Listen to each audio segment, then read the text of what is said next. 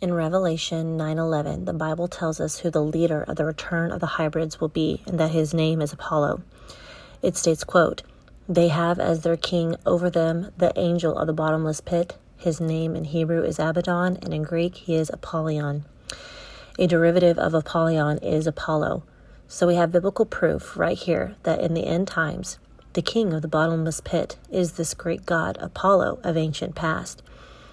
Now, if Nimrod is described as Gilgamesh and Osiris in the story of Isis and the reincarnation of Horus, and all of these ancient religions around the world started from Babylon, when the priests left Babylon after Babylon fell, they took all the religions of Nimrod with them when they spread out. Then Nimrod could very well be Apollo of the Greeks. In addition, Nimrod is described as the Antichrist, since he is the one who invented one world religion and one world government. And if Revelation says that Apollo is the leader of the return of the hybrids, then these two entities could very well be the same. There are other proofs all throughout the Bible, and God actually addresses the different cults that have to do with Apollo, and we will get there. But first, who is Apollo? Well, Apollo is a famous archer and hunter. Notice Nimrod is also a mighty hunter as well as Gilgamesh. Interesting correlation between the three entities.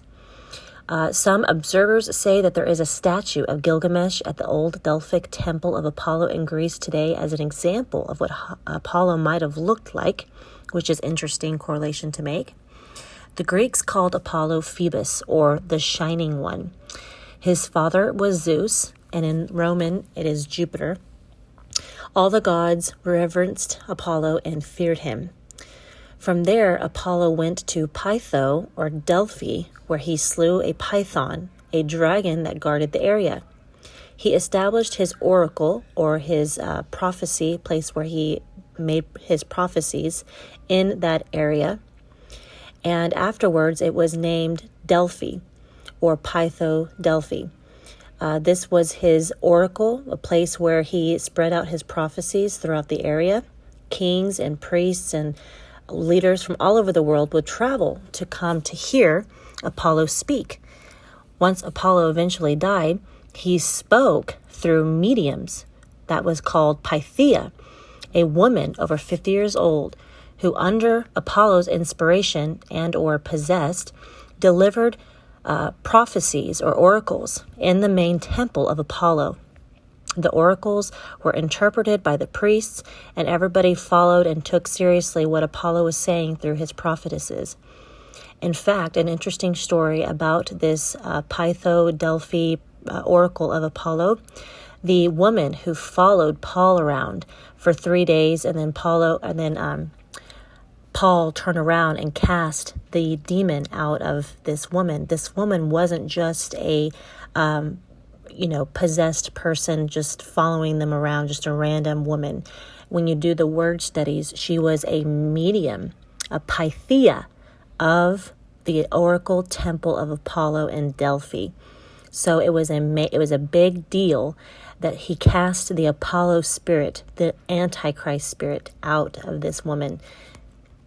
So we see him being slain. We see Apollo slaying a giant python, like the myths of Nimrod and Gilgamesh being mighty hunters, slaying lions, etc. We see he is a bright and shiny one, worshipped and revered by even all the other gods of the time. His father Zeus would be the equivalent to Nimrod's dad, Cush. We also see Apollo being the god of mathematics and medicine, also known as science. And we just discussed in past videos that the Mason G in their symbol stands for geometry, or the great architect of the universe in geometry. Apollo is the god of the sun, which has to do with the all-seeing eye of Ra. And again, the Masons talk about the all-seeing eye as the great architect of the universe, always watching over us. So all of these things all have the same themes and the same characteristics, leading people who research the topic to believe that they're all talking about this same entity.